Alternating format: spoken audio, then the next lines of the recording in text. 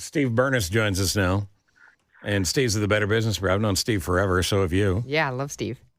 And Steve, I remember when I used to talk about conning the elderly. Well, it turns out they could start be running games on me soon. What's the definition of elderly now? If I'm not elderly, I can see it from here. I don't know what the definition is anymore. It's just a state of mind. Everybody now. Yeah. Age is a state of mind. You know what they say about my age? They say 62 is the new 63. Yeah, that's about right. But that's just me. Yeah. 62, above average. All right, Steve, President, CEO, Better Business Bureau, Chicago, Northern Illinois. It's a huge district for the Better Business Bureau. It's a great resource. You recommend get to the website, right? Our website is most important. To find information about a company or offer or a particular scam, get that information ahead of time. So many times, Steve, they come to us after they've been scammed and said, I did all the research and they are a scam. Well, you should have done that all before, and we also could send you to businesses that you can trust, because there's a lot of great businesses out there, Steve. But unfortunately, we seem to center around the bad actors all the time. Let's start with Medicare. It boils your blood just thinking about it. All the paperwork hoops that people have to jump through just to get Medicare. What are these Medicare scams? Are they shortcuts for that? There's shortcuts for that, but these are scammers because the open enrollment is in effect through December 7th. So those are eligible, and Steve, you're getting closer to the Medicare benefits. Should be wary of calls and the text and emails about a special offer. There is no special offer. The Medicare is not going to reach out to you. They don't answer their phones. So how are they going to reach out? They don't have time to call you. But the scammers found a way to get people to give them their their Social Security number, and that's what they need to steal your identity. So be very wary if anybody calls you from Medicare trying to help you out and join a specific program. You know, kind of a segue to that, Steve, I have gotten the same text almost every other day for about 2 weeks now saying your bank, whether it's Chase or Citibank, whatever it is, you've had some illegal activity on your account. Click here for more information. Obviously, no click there. Reported as junk. Exactly. Report as junk as well, but they just try to put a fear in you that something's wrong, Andrea. You know what I mean? That you've got to act quickly. They want you to not think about it, not call anybody, and not call the bank. Just click on that link, and that link can be damaging in two ways. One, it can try to get more information from you, fish for it in terms of your account number, your password. And secondly, sometimes they have the ability to put the spam and malware on your phone and lock those phones up. So you got to be very careful. It's getting to a point, we tell consumers at the Better Business Bureau not to answer your phones anymore and not to click on any links that are sent to you that are you weren't expecting. Call the place up, email them on an email or go to their website directly, and don't click on those links if they're dangerous in some ways. Or have you answered the phone?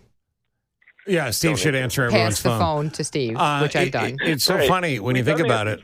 If you go back to, if you're old enough to remember a decade called the 90s, and even the 2000s and the early 2010s, the phone rang, generally you answered it. Yeah, and you'd say, hello? I mean, if it's not if it's not in my phone book, if my caller ID doesn't register it, well, if it's important, I'll go to voicemail and I'll see the voicemail. If it's not, then I'm not taking the time for it. I don't know that there's a downside to that. The other thing is people don't call you and ask for cash or credit card transactions over the phone. If you call somebody and make a transaction with them, make sure you're talking to somebody that's legitimate. But if somebody calls you and says they're from Nicor or whatever, give me a number. I'll call you right back. Yeah. And there's nothing wrong with saying, look, my ID was stolen before. I'm sure you're a delightful person, but I need to prove it's you. Right. And I'm sure Nicor's not going to be calling you, right, Steve? No, they don't call you and tell you that you owe money or bill. It happens to businesses and consumers. And Nicor, ComEd, People's Gas, all those utilities, you have the fake utility workers, and it seems to work as temperatures go down and people need heat. They threaten to turn off their electricity or their gas within 30 minutes, and you don't want to be left in the cold. So it happens a lot around the holidays, especially around Thanksgiving, because people have Thanksgiving parties and get-togethers, and the scammers know that, and they threaten to turn off their utilities, and it's not them.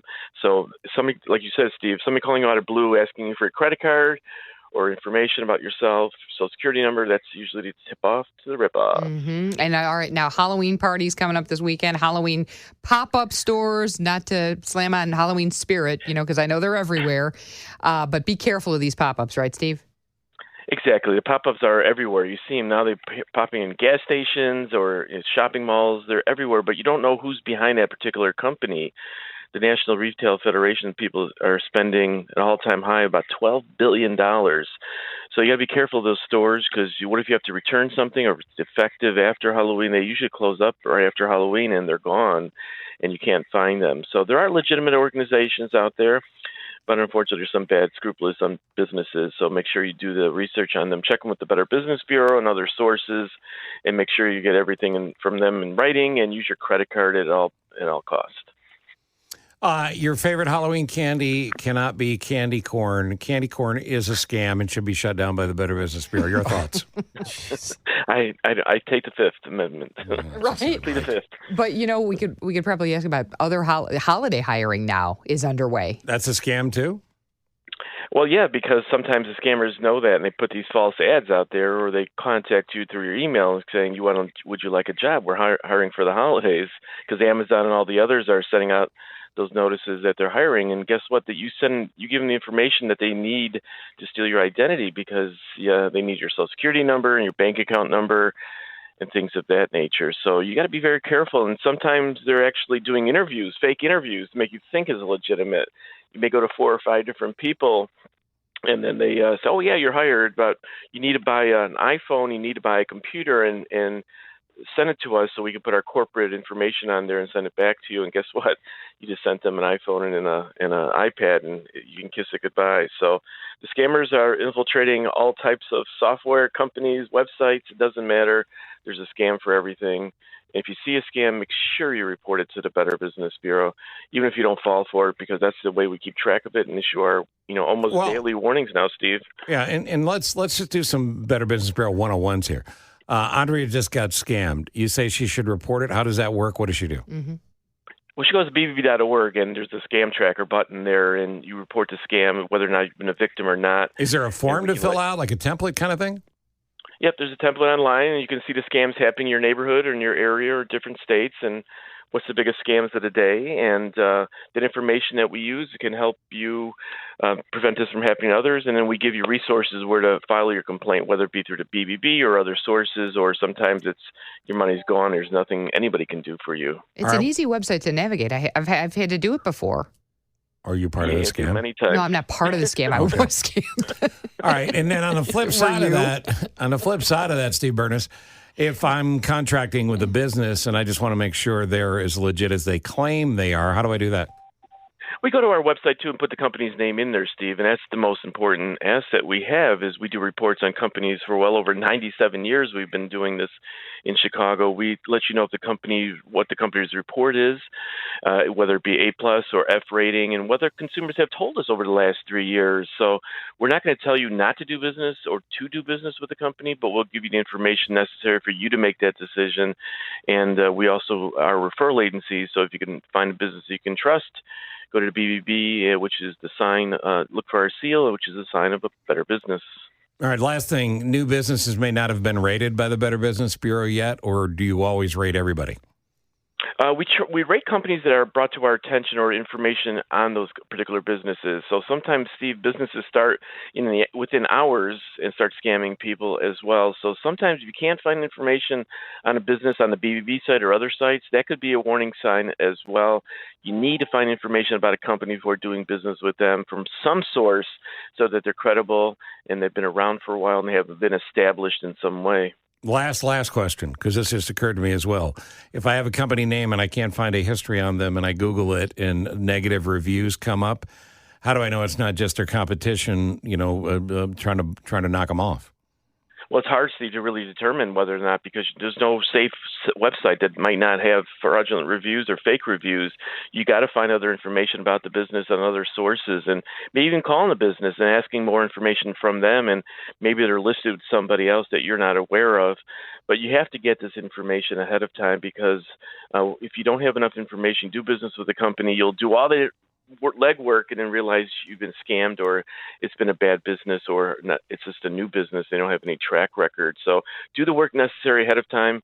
Check with the BBB. We can give you a list of accredited businesses in a specific area and make sure you get information on them before doing business with them. And if you ask a business, say, look, I'm not accusing you of anything. I just want to make sure that I want to spend my money with you. So how can I get more information on you and referrals on you that aren't from your mom? And any business that would get snippy about it, don't do business with them. Exactly, because they want your business today. They'll want it tomorrow, Steve, or next year. The scammers, the bad businesses want your money now. Right. They want your credit card, and they want you to sign without talking to anybody. I'm changing my mind. Pat Brady is no longer my pick. Steve Bernas is the new Speaker of the House. For the Speaker. Oh, I'll second that one, too. Congratulations, Superman. Mr. Speaker. Thank you. I'm going to lunch right now, so I'll call you later. Okay. It fits right in Sounds like line. a politician.